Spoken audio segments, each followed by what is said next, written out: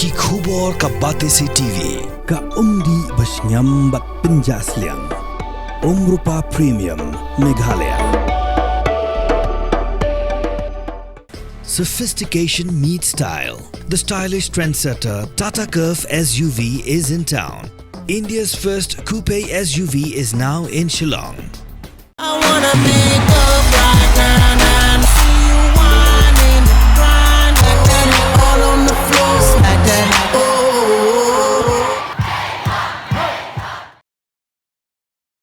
Ka Northeastern Hill University Students Union hakan riu tarik unai wing arajar arbusau kalapan her da kajing Thoh syaka Presiden Jonggari India ka Draupadi Murmu ka badairu ka visitor jongga skul ba New bandawa Wengkam no mardor ya u Vice Chancellor u Registrar bat yaki Deputy Registrar yaki balakeno ba kimlar kam AA ruem kentup ru yaki nong hikai bat yaki nong trei hapo kani ke skul ba.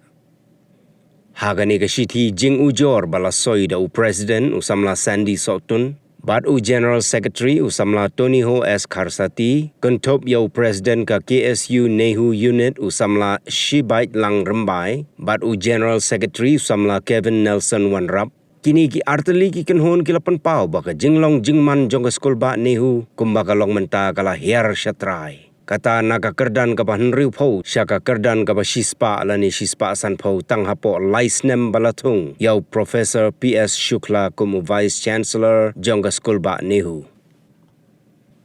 Ka Nehusu bat ka KSU Nehu Unit kila pentip ru syaka Presiden Jonggari India baka jing bomla jong Vice Chancellor bat u Registrar ban sngap ya ki jing dawa. Kala pelong ya kisamla puli da ka jinge trailang bat ka KSU Nehu Unit ban syong syak dengan klempot sengi. Tat hado bandayo ya ki jing dawa.